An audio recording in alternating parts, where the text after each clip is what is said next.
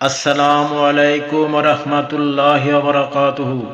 হে বাংলার সুন্নি মুসলমান ভাইয়েরা, আমি আপনাদেরকে একটি দাওয়াত দিচ্ছি।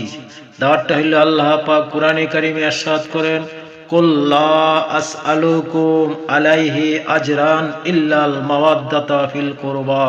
আল্লাহ বলেন, হে আমার হাবিব, হে আমার মাহবুব সাল্লাল্লাহু আলাইহি সাল্লাম, আপনি তো আমার দিন প্রচার করতে যাই, ইসলামের দাওয়াত দিতে যাই অনেক কষ্ট করেছেন।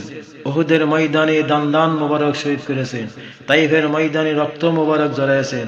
এর বিনিময় তো আপনি কিছুই চান না।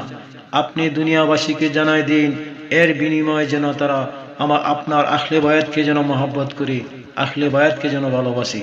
আহলে বায়াতের ভালোবাসাই আল্লাহ রসুলের ভালোবাসা, আহলে বায়াতের মহব্বত আল্লাহ রসুলের মহব্বত। এই মর্মে আমার নবীজি বলেন, আহলে বায়াত হইল নূহ আলাইহিস সালামের কিস্তির মতো। নূহ আলাইহিস সালাম কিস্তির মধ্যে যারা আরোহণ করলো তারাই একমাত্র নাজাত পাইল, আর বাকি সব ধ্বংস হয়ে গেল।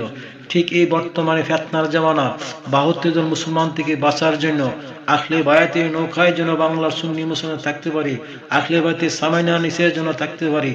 এই মর্মে আমার মহান মুর্শিদ কেবলা আল্লামা নাজরুল আমিন রিজভী সুন্নি আল কাদরি নেত্রকোনা সত্রসী রিজভিয়া দরগাহ শরীফে উরসে আহলে বায়াতের স্মরণে উরসে আজিম ফাল্গুনের 1 তারিখ পালন করে থাকেন।